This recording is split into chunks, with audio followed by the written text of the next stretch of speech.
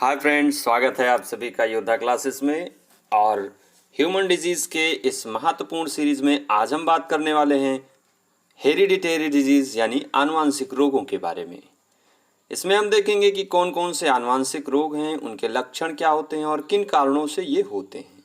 ठीक है, तो दोस्तों अगर अभी तक आपने इस चैनल को सब्सक्राइब नहीं किया है तो इस चैनल को सब्सक्राइब करें, नोटिफिकेशन बेल को आप ऑन कर लें जिससे जब भी नया वीडियो डाला जाए तो आपको नोटिफिकेशन मिले। यहाँ से आपको साइंस की और ज्योग्राफी की बहुत ही तथ्यपरक और बहुत ही महत्वपूर्ण आपकी प्रतियोगी परीक्षाओं के दृष्टि से कंटेंट मिलने वाले हैं। तो आइए शुरू करते हैं।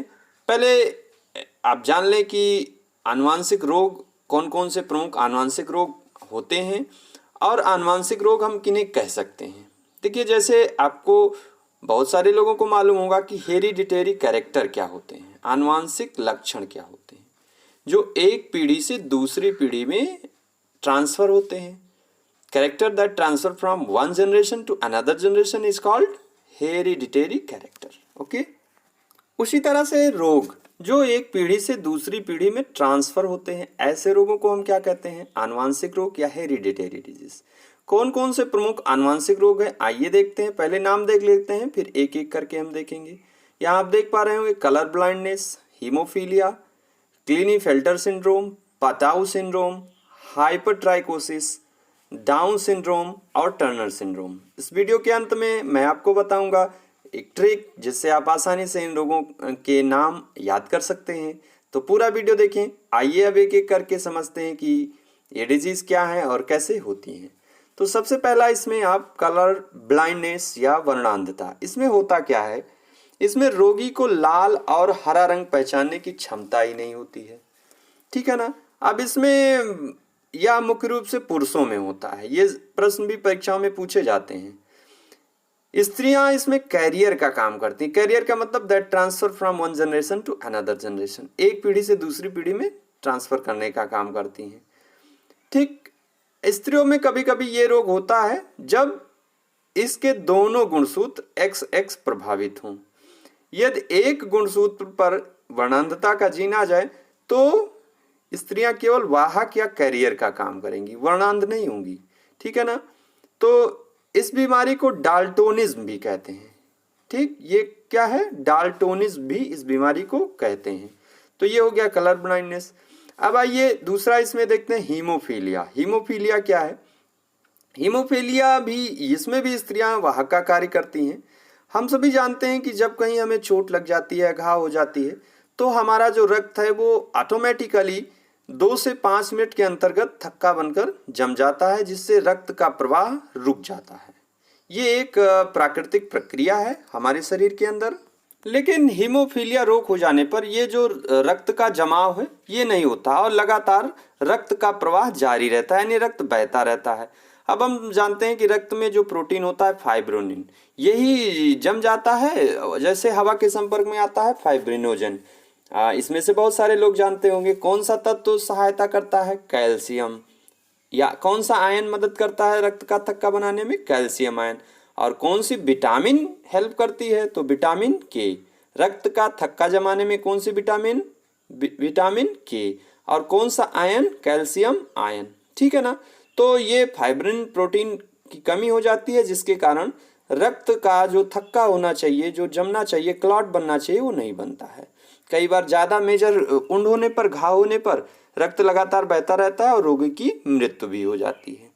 आइए अब अगला देखते हैं। इसमें अगला आपका है क्लीनीफेल्टर सिंड्रोम। इसको समझने का प्रयास करते हैं। यह रोग भी पुरुषों में होता है। इस रोग से ग्रसित पुरुषों में गुणसूत्रों की संख्या जो 47 हो जाती है। जो क्रोमोसोम की संख्या है वो नॉर्मली हम जानते हैं कि 23 पेयर्स यानी 46 होते हैं, लेकिन इसमें एक बढ़ जाता है तो 47 हो जाते हैं। ठीक है ना। अब ऐसे जाइगोट से उत्पन्न पुरुषों में स्त्रियोचित लक्षण उत्पन्न हो जाते हैं, यानी स्त्रियों जैसा व्यवहार, एक X क्रोमोसोम अतिरिक्त हो जाता है। इसमें वृषण अल्पविकसित हो जाते हैं, स्तन स्त्रियों के समान फूल जाते हैं। और ऐसे जो होते हैं ह्यूमन बीइंग या ऐसे पुरुष, उसमें जो है इनफर्टिलिटी या नपुंसकता की पूरी लक्षण होते हैं। अगला जो इसमें रोग है वो है पटाऊ सिंड्रोम। इसमें रोगी के ऊपर का वो बीच से कट जाता है, तालु में दरार हो जाती है और रोगी मंदबुद्धि या नेत्र रोग आदि से प्रभावित हो जाता है। ठीक है ना। तो पटाऊ सिंड्रोम हो गया। अब इसके बाद एक इसमें अगला डिजीज है वो है हाइपरट्राइकोसिस। हाइपरट्राइकोसिस क्या है? शरीर पर बालों की अत्यधिक या अनियमित उपस्थिति। आपने देखा होगा बहुत सारे पुरुषों में या महिलाओं में इस तरह की उपस्थिति उत्पन्न हो जाती है। हाल फिलहाल में थाईलैंड की एक लड़की गर्ल्स में ये गिनीज बुक ऑफ वर्ल्ड में रिकॉर्ड किया गया है। उसके शरीर पे बहुत सारे बाल पाए गए हैं। आप यहाँ पर फिगर में भी देख सकते हैं। या एक्स क्रोमोसूत्र पर भी, इस पर भी जो कैरियर होता है वो एक्स क्रोमोसोम पर होता है, या स्त्री और पुरुष लेकिन दोनों में होता है। ठीक है ना। अभी तक पिछले जो रोग हमने देखे वो ज़्यादातर पुरुषों में होते थे। ये हाइपरट्राइकोसिस या इसको वेयरवुल्फ सिंड्रोम भी कहते हैं, ये स्त्री और पुरुष दोनों में होता है। आइए आगे चलते हैं। अगला जो रोग है वो है डाउन सिंड्रोम। डाउन सिंड्रोम ये इसको मंगोलिज्म भी कहते हैं। इसमें होता क्या है, जब मियोसिस होती है या अर्धसूत्री विभाजन में, तो उसमें कोई अनियमितता आ जाती है, तो ऑटोसोम का बंटवारा सही तरीके से नहीं हो पाता। ऑटोसोम क्या है? हमने बताया 23 पेयर्स होते हैं कुल टोटल क्रोमोसोम, जिसमें से 22 पेयर्स ऑटोसोम और एक पेयर आपका होता है सेक्स क्रोमोसोम। ठीक है ना। तो 22 जोड़े जो आपके क्रोमोसोम है वो ऑटोसोम, जिनसे शारीरिकी की बनावट होती है। ठीक है ना। तो जाइगोट के गुणसूत्रों की स्थिति असामान्य हो जाती है। इस प्रकार के जाइगोट से विकसित जो भ्रूण है कुछ ही समय पश्चात मर भी जाता है, और अगर जीवित रहेगा तो विकसित होने वाला वयस्क मंदबुद्धि, आंखें टेढ़ी, जीभ मोटी तथा अनियमित शारीरिक ढांचा का होता है। डाउन सिंड्रोम को मंगोलिज्म भी कहते हैं। अगला जो इसमें है टर्नर सिंड्रोम। टर्नर सिंड्रोम में भी ये जो है, जब मियोसिस की प्रोसेस होती है हमारे शरीर के अंतर्गत, तो वहाँ पर जो कोई डिफेक्ट आने से ऐसा होता है।